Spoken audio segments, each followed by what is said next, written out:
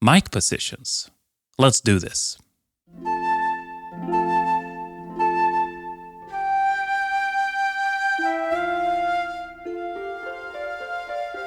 Hi there, this is Sam with Second Tier Sound. Really nice to see you here.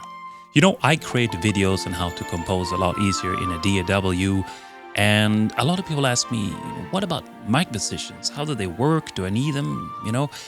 And I can see that in the beginning it might feel a little bit overwhelming. Why should I bother about this gazillion different mic positions? I just want to get my music done. But after a while, you hopefully will see that it will give you more options. You can sound a little bit different. It's not just the same violin sound, but it's still quite subtle, the differences. So I just want to say that when you listen to these examples today, make sure you have good headphones or a good pair of speakers so you can really hear it. Because we're not talking about a big technical difference that makes it all different. It's really just a choice. It's a texture, it's a feeling. So I'm going to use the East and West libraries today, but it doesn't really matter what library you use. The concept is still the same. But of course, some things will be specific to this library.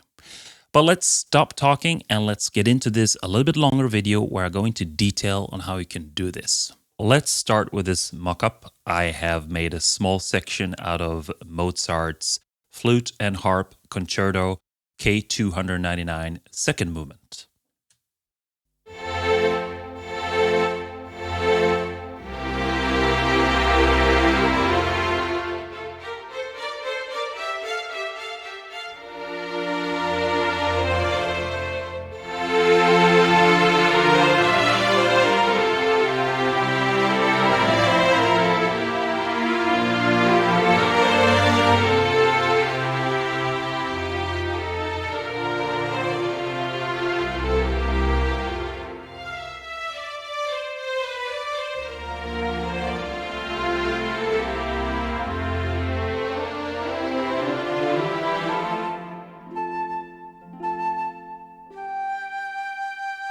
Yeah, let's stop there. Everybody has heard Mozart 3 billion times, and it's kind of like, oh, yeah. But we just have to stop and admire this guy. He died, what was it, 35, 37? I forgot. I'm older than that. And he was a genius. You have to study his music, even if you like it or not. You have to, because he knew simplicity. Just simple stuff, and it becomes beautiful music. Just every time I analyze his stuff, I'm always blown away. It's a reason we know this guy more than 200 years later. Anyway, let's look at the different mic positions. This sounds pretty good to me already. I don't have any problems with it, but you could do small things to make this more interesting by using the mic positions. Just keep in mind that different libraries have a little bit different sound, obviously. The first thing I'm going to show you is that, wow, we have a lot of almost 17 gigabytes here. And that is because I've loaded all the mic positions that are found in this library on each instrument. So obviously that is a lot. Don't load all the mic positions in a big orchestra unless you have the RAM for it. We have 4 positions here, and I'm just using one of them. So the other ones are muted. You see they're lit because I've clicked on them and then they load. Otherwise, when you load up a patch, it's only one started. Normally, I think it's the main that is loaded up. If you don't have the Composer Cloud X or whatever it's called, or the Diamond version of this orchestra, then you will only have one position, and that will be the main one. Well, let's talk about each of these, how they work. Close is basically a microphone that is just in front of the instrument. You have a bassoon or a trumpet, and right in front of it, there's a microphone dead center. It's a stereo microphone, but it's dead center. So if you just listen to that, it would sound like the instrument is right in front of you. So that's why they have panned all these instruments on the closed mic, so that it still sounds like it's positioned correctly. Because, for example, the flute is positioned a little bit to the right, so therefore they have panned it here. And even though you get that close, intimate sound, you still get the feeling that the flute is a little bit to the right. The other ones don't need that because the mic is further back, so it feels like the instrument is to the left or the right naturally. So you don't need to pan those. And then you also have a master pan if you want to use several different mic positions and then pan them all together. This is a very close mic. It gets all the detail of the instrument is right there, and it also gets what's called the proximity effect. So if I go further back from the mic, it starts to sound like I'm further away, obviously. And if I get very close to the mic, you get that bassier, rounder sound. That's called the proximity effect. Obviously, the instrument is not that close, but it still gets that effect. So it sounds a little bit louder and more detailed when you have the instrument that close to the mic. The mid is further back. It's basically the conductor, I would say, the conductor's perspective, or perhaps at the edge of the stage. Then you are further back and you get more of that natural panning. If the instrument's to the left, it sounds like it's to the left. You don't have to pan it. So it's still quite close, but it gets a little bit more of this space. Then the main one is, think of the audience, maybe in the middle of the seating area, where you hear the whole orchestra as it is, as a little bit further back, and you get natural panning. Also, the main in this case is what's called a decatree. Now, I'm not an expert in decatree, but I understand that the decatree is a combination of mics, some further back, some closer. You can have all kinds of variations. So it's a mix of mics. So here on the main, you get a very good main mix of the whole stage. And this is the mic position you get when you don't have the other positions. Surround. And we have two. We have vintage and normal surround. And I put it on vintage. Surround is basically, the easiest way to put it is way back. If you're sitting way back, so you hear sort of the more of the room, more reverb effect going in. And the vintage is the same position. It's just an older, well, I wouldn't say an older, it's a different kind of mic. It's a ribbon mic that was used more in the Hollywood traditional recordings. So if you want that more vintage sound, you can add that one. And I think it sounds fairly good. So I prefer it to the normal surround. You switch that, you can only have one loaded at a time. So what can we do with all this? Well, let's listen to just the flute in the beginning here and see what that sounds like. And what we're going to do now is that we're going to start with just the close and see what that sounds like.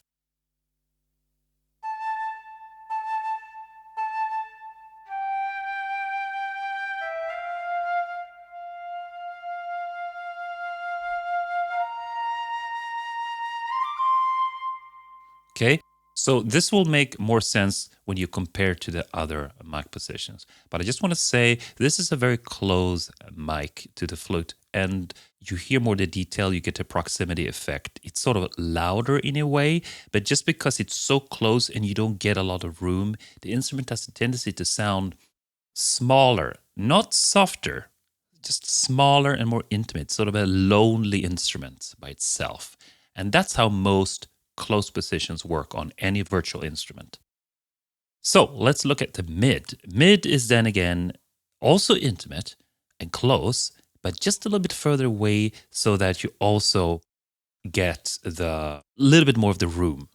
So it's not quite as small.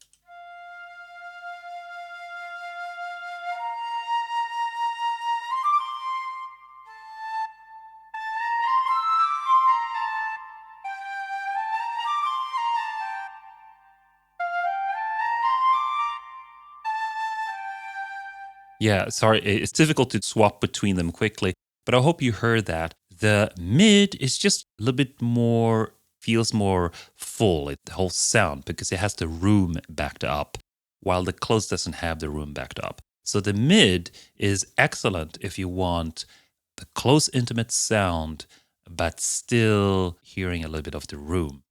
The close one is if you want maybe a smaller section and you really want to separate the instrument from each other and get even more intimate, tiny sound and use the close. Okay, let's listen to the main, which is a decatree then, a combination of mics.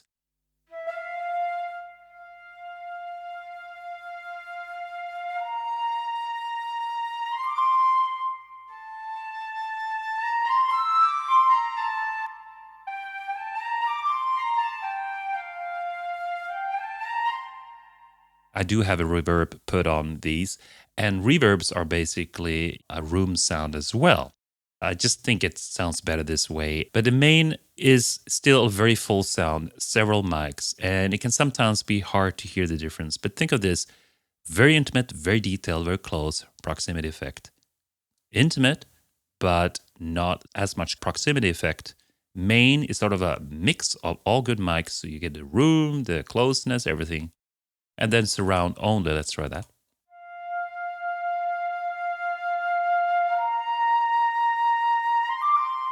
And if you pay attention, you hear that the flute is even further away. It's really in the distance now. Okay? For this song, it's very intimate. I want to hear the flute well, but I still want it to be intimate and sort of cozy. It's that kind of song. So I find that mid is my favorite here. And I'm going to stick with that because I get that intimate closeness, but also a little bit distance, a little bit more room sound in it. Okay? So I'm going to stick with that. Then let's go to the harp and see, because the harp is a little bit different. Harp belongs to the solo series in East and West. They have a little bit different mic positions here. They have close, same as before, close vintage, mid, same as before, and then mid vintage and main. Okay, so I have set it here to switch again to main so you can hear. Close is just dead center, stereo mic in front of the instrument. Close vintage is an older technique of recording. You use a ribbon mic again, but you actually put it off center by itself. So they have simulated that with a panning here, a little bit to the left. So it sounds a little bit different. I would say the main difference is frequency range, or sound rather. You will hear what I mean in a minute. Then mid is the same as before. It's quite close, but just a little bit further back, you get more of the room. And then main, the same thing. So let's listen to these harp sounds. We're going to start with the close, and you can hear that it's dead center, close to the harp.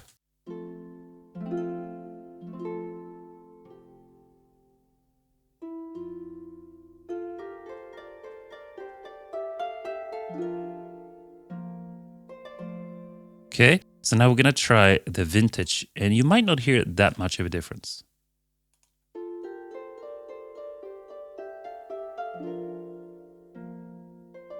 Now, if you have good speakers or good headphones, you will hear that the vintage mic is smoother, rounder, not as high-end, rounder, warmer sounds. But that's the main difference of those two. Otherwise, they're quite similar. Let's listen to mid.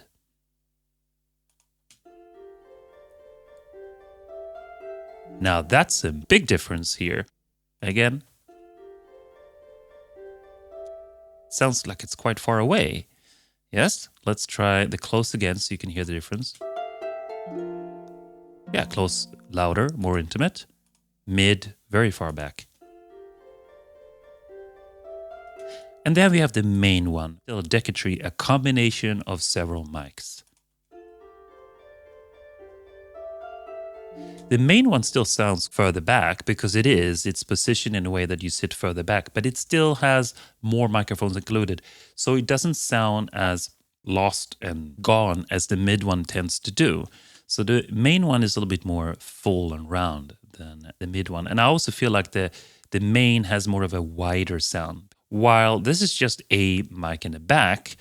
And so it feels naturally panned, yes, but still sort of more narrow. Okay. So in this case, I feel like I want to have a combination of, let's say, close and mid, because then I get that distance, but also the closeness. Let's try that.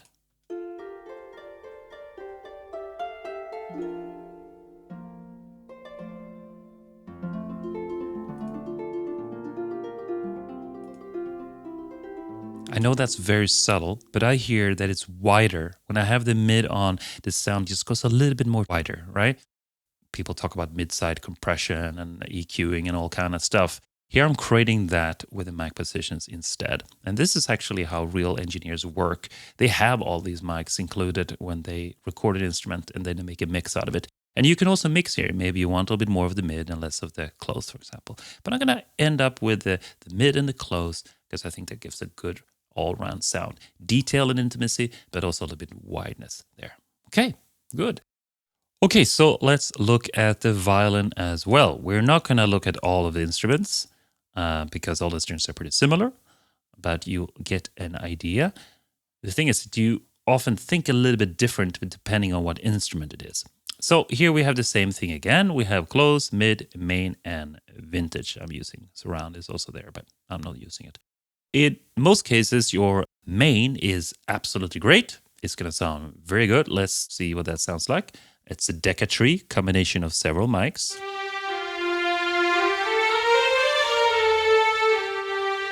Big, full, round sound. If you want it a little bit bigger, maybe you can add the vintage surround as well.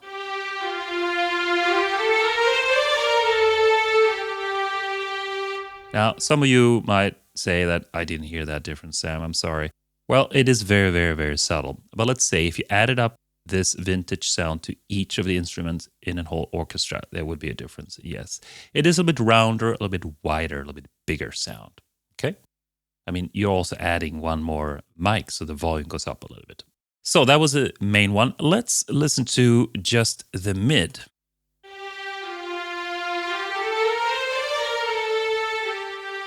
It's just a little bit sort of tinier sound. Let's try the main again. Fuller, rounder, bigger, a little bit smaller.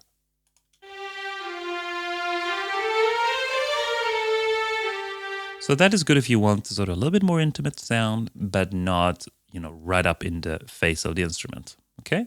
Let's also listen to the close one.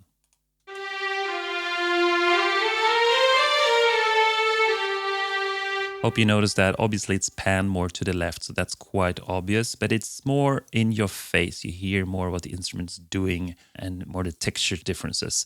And this is very good if you want more of that intimate, close sound and a wider separation between the instruments. So for this song, I don't really know, but I thought what we should do here is that we should play a little bit of the whole song, and I'm going to change all the mic positions so the whole orchestra has the same one. Let's just start that all the instrument has the main one, the one you will get if you don't have the X version or the diamond version. Now let's listen to the whole orchestra and see what that sounds like.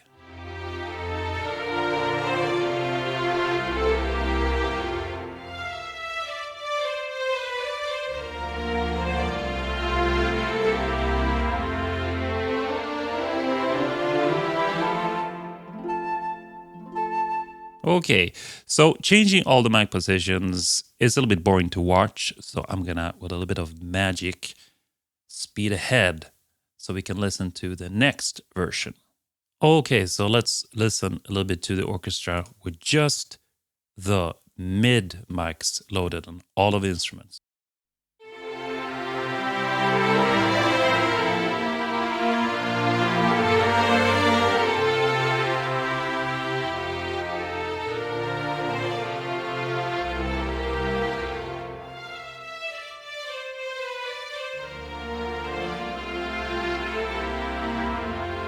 So to me, smaller, intimate sound, but still a little bit fuller sound.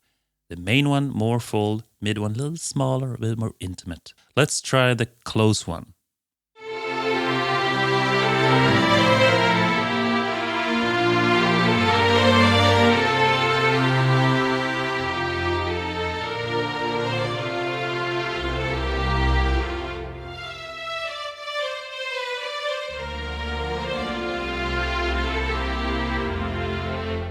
You could really hear each instrument much more clearly. They were sort of more panned out to the left and right, and you could hear all what they were doing. They weren't sort of melding together in the room so much, and also closer to you. So a little bit louder, actually, but the feeling is actually more intimate and smaller. Okay, let's listen to the surround vintage mic as well.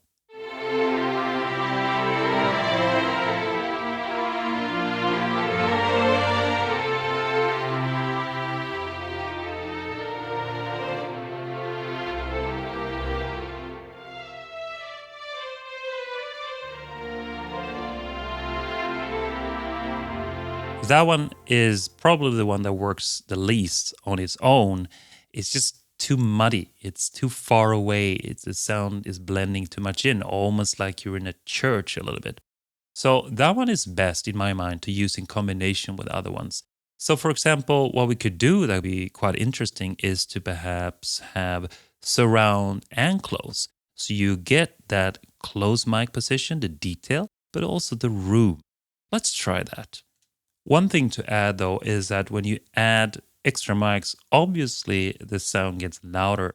So you have to mix that in. I haven't done that this time, so it will be a little bit louder, but I hope you can hear the combination of the close and the surround.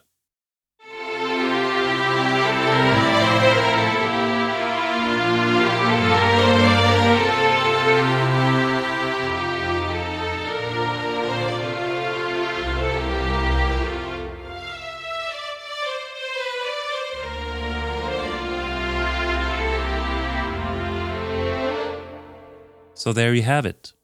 I really hope you learned something useful in this video. If you did, perhaps hit that like button and perhaps even subscribe if you want more videos like this. You can also support me on my Patreon if you want to. Until next time, have a great time. Take care.